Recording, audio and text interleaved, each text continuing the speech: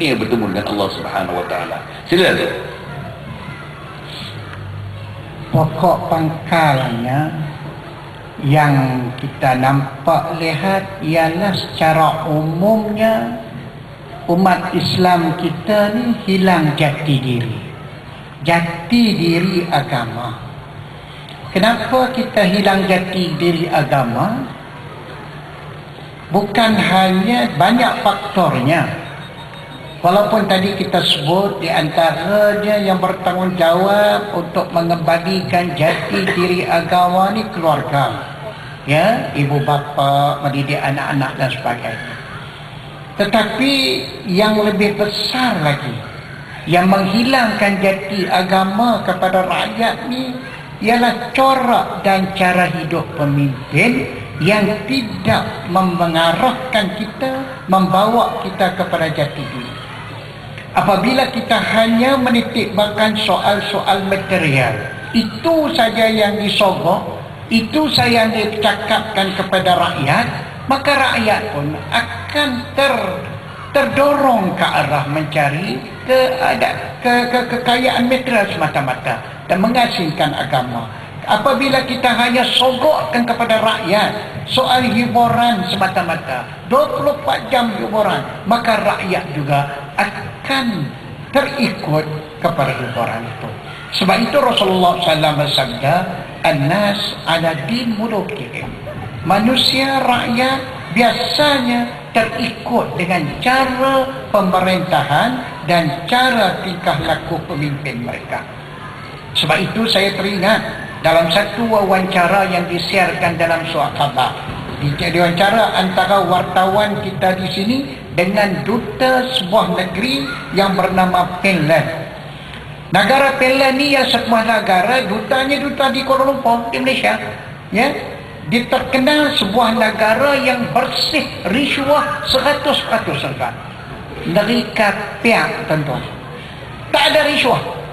Orang tanya, wartawan tanya, masuk dalam sahabat, kalau tuan-tuan baca 2-3 bulan lepas dalam berita harian ada cerita tu, apa sebabnya negara kamu bersih risuah? Jawab duta Finland, dia kata dengan sebab pertama sekali pemimpin kami 100% bersih risuah. Ya, sebab itu rakyat tak ada risuah.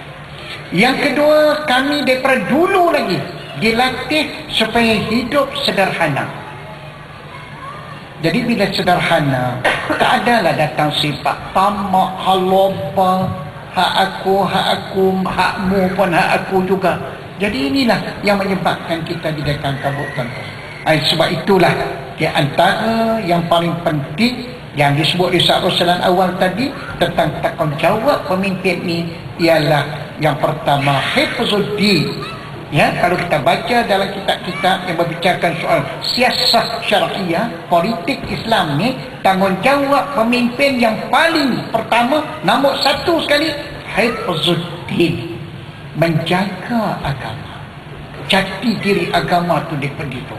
Yang nak kaya, nak senang, nak membangun mecahkan langit, itu nombor 2 saja. Nombor 2, nombor 3. Tapi yang penting menentukan iman dan akidah umat itu supaya mantap. Jadi inilah, tuan-tuan, yang saya nampak selama mana keadaannya macam ni, jenuh bicara hala kita, jenuh harta forum ehwal Islam, imam-imam duk tentu juga lah. Jadi dengan sebab itu kita kena mencari pemimpin-pemimpin yang mempunyai jati diri agama, dan insya-Allah mereka akan dorongkan rakyat, mereka didik rakyat supaya ciptakan agama dan sebagainya. Imam yang adil, pemimpin yang adil, hakim yang adil dan sebagainya. Tuan-tuan dan puan-puan, tadi Ustaz Ruslan sebut imam yang adil, pemerintah yang adil. Adil ini maknanya yang betul itu betul, yang salah itu salah. Kalau musuh betul, betul. Kalau kawan salah, salah. Kalau orang aku salah,